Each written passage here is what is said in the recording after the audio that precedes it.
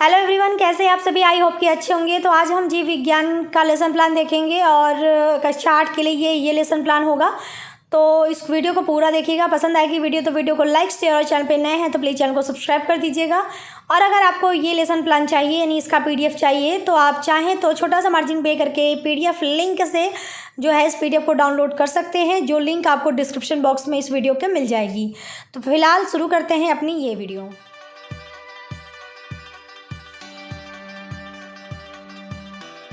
तो यहाँ पे सबसे पहले आप लोग अपने विद्यालय का नाम लिख लीजिएगा, फिर दिनांक, फिर कक्षा 8 हो जाएगा, वर्ग ए जो भी आपका वर्ग होगा लिख लीजिएगा, क्लास का विषय जो है वो जीव विज्ञान है, उप विषय जंतु विज्ञान है। कालांश यहाँ पर मतलब जिनकी ये फाइल है उन्होंने कालांश में अपना त्रुटि रखा है। आपका जो भी क्लास का पीरियड होगा उसको यहाँ पे रख लीजिएगा। अवधि जो है वो 40 मिनट की है और प्रकरण जो है वो है जीवों में उत्सर्जन। तो सबसे पहले हम समान उद्देश्य देखेंगे। तो समान उद्देश्य में यहाँ पे इन्होंने 4 समान उद्देश्य रखे हैं। छात्रों में विज्ञान विषय के प्रति रुचि उत्पन्न करना, दूसरा छात्रों में वैज्ञानिक दृष्टिकोण का विकास करना, तीसरा छात्रों में चिंतन व तर्क शक्ति का विकास करना, चौथा छात्रों में विज्ञान की उपयोगिता की जानकारी प्रदान करना।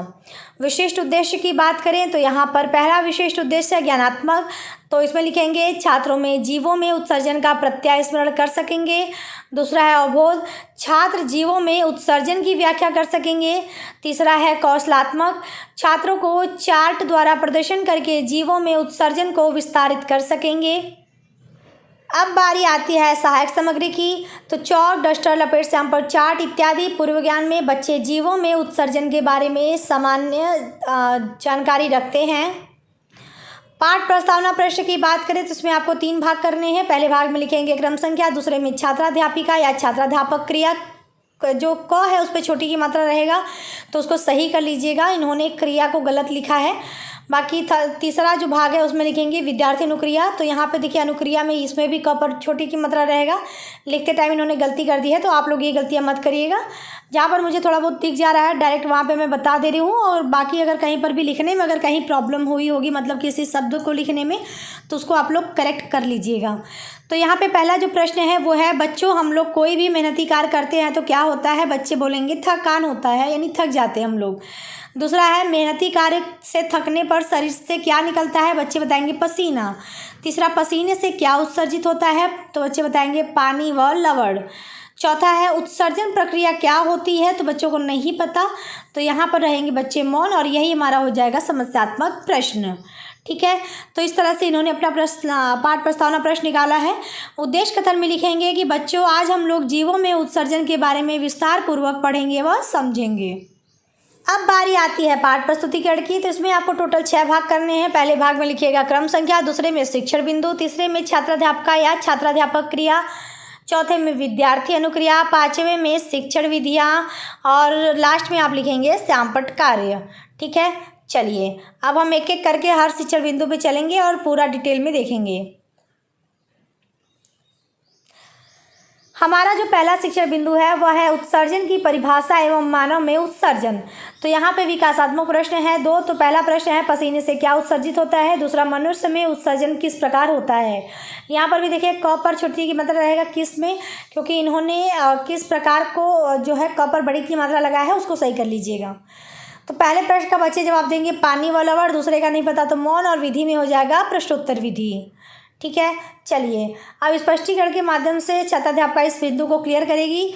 तो वो बताएगी कि वह प्रक्रिया जिसके द्वारा अनावश्यक एवं हानिकारक पदार्थों को शरीर से बाहर निकाला जाता है उत्सर्जन कहलाता है। मानव में उत्सर्जन तंत्र विकसित होता है। मानव में वृक्क सबसे प्रमुख उत्सर्जी अंग है। इसके अतिरिक्त त्वचा, फेफड़े, यकृत तथा बड़ी आदि भी उत्सर्जन का कार्य करने में सहायक होते हैं। मानव में 2 वृक्क, मूत्रवाहिनियाँ, मूत्राशय तथा मूत्रमार्ग मिलकर उत्सर्जन तंत्र का निर्माण करते हैं। शरीर में बने नाइट्रोजन युक्त यानी अपशिष्ट अनावश्यक पदार्थ रक्त तक पहुँचते हैं। वृक्क रक्त की प्रमुख छन्नी है। वृक्क में रक्त धमनियों द्वारा आता है और छन्ने के बाद शिराओं द्वारा बाहर निकलता है। रक्त के छलने के बाद जहाँ एक और उपयोगी पदार्थ आदि अवशोषित कर लिए जाते हैं, जैसे ग्लूकोज, लवण, विटामिन आदि, तथा दूसरी ओर जल में घुली हुई यूरिया शरीर से बाहर निकाल दी जाती है। वृक्कों से छलने के बाद मूत्रवाहिनियों से होता हुआ मूत्राशय में एकत्रित होता रहता है। इस प्रकार त्वचा द्वारा पानी की अधिक मात्रा पसीने के रूप में शरीर के बाहर निकाल दी जाती है। तो ये आपने देख लिया हमारा स्पष्टीकरण जो पहले शिक्षण बिंदु का था। अब विद्यार्थी अनुक्रिया भी इसमें देख लीजिए। तो विद्यार्थी ध्यानपूर्वक सुनेंगे, देखेंगे, वह कॉपी पे लिखेंगे। विधि में व्याख्यान विधि, श्यामपट्ट विधि और प्रदर्शन विधि हो जाएगा। ठीक है, चलिए आगे बढ़ें। हमारा अगला शिक्षण बिंदु है अन्य जंतुओं के उत्सर्जन अंग। तो इसमें भी विकासात्मक प्रश्न में 2 प्रश्न हैं। मनुष्य में प्रमुख उत्सर्जी अंग क्या हैं? तो बच्चे बताएंगे वृक्क। दूसरा, मानव के अतिरिक्त अन्य जंतुओं के उत्सर्जी अंग क्या है? तो बच्चों को नहीं पता तो मौन रहेंगे। विधि में आपका हो जाएगा प्रश्नोत्तर विधि। ठीक है, चलिए अब स्पष्टीकरण देख लेते हैं। तो एक कोश की जीवों एग्जाम्पल अमीबा, पैरामीशियम में और निम्न कोटि के बहुकोशिकीय जंतुओं जैसे स्पंज, हाइड्रा आदि में शरीर की प्रत्येक कोशिका का बाहरी जलीय वातावरण से सीधा संपर्क रहता है। इन जीवों में कोई विशेष उत्सर्जी अंग नहीं होते हैं। ये जंतु जल में हानिकारक व अनावश्यक उत्सर्जी पदार्थों को निकालते रहते हैं। चपटे कृमियों में उत्सर्जन आदि, वृक्क द्वारा, केंचुए में उत्सर्गिकाओं द्वारा, कीटों में गैल्पिगी नलिकाओं द्वारा, अमीबा, पैरामीशियम, स्पंज, हाइड्रा एवं अलवड़ी जलीय मछलियों में उत्सर्जी पदार्थ अमोनिया होता है। सीपी एवं घोंघा में अमीनो अम्ल, सभी स्तनियों में यूरिया तथा पक्षियों एवं सरीसृप में यूरिक अम्ल उत्सर्जी पदार्थ होता है। तो ये क्या क्या उत्सर्जी अंग हैं जीवों के, चाहे कोशिकीय हो बहुकोशिकीय हो। तो इन्होंने यहाँ पर इसको क्लियर कर दिया। तो चलिए विद्यार्थी अनुक्रिया में विद्यार्थी ध्यानपूर्वक सुनेंगे, देखेंगे व लिखेंगे। विधि में व्याख्यान विधि और श्यामपट्ट विधि। तो यहाँ पे आपका जो ये पाठ प्रस्तुतिकरण है वो कंप्लीट हो जाता है। बोधात्मक प्रश्न की बात करें तो यहाँ पर पहला प्रश्न रखा है उत्सर्जन किसे कहते हैं। दूसरा है कौन कौन से अंग मिलकर उत्सर्जन तंत्र का निर्माण करते हैं। मूल्यांकन प्रश्न की बात करें तो पहला है मनुष्य में प्रमुख उत्सर्जी अंग क्या है। दूसरा, मानव के अतिरिक्त अमीबा, पैरामीशियम का उत्सर्जन प्रक्रिया बताइए। अब निरीक्षण कार्य को देखें तो निरीक्षण कार्य में हम लिखेंगे बच्चे जब श्यामपट्ट कार्य कर रहे होंगे तब छात्राध्यापिका कार्यों का निरीक्षण करेगी। गृह कार्य में मनुष्य में उत्सर्जन किस प्रकार होता है, ये पहला प्रश्न है। दूसरा है अन्य जंतुओं के उत्सर्जी अंग क्या हैं। ठीक है, तो ये यहाँ पर आपका जो है ये पूरा लेसन प्लान कंप्लीट हो जाता है। श्यामपट्ट कार्य बचा है, चलिए उसको भी आपको दिखा देते हैं।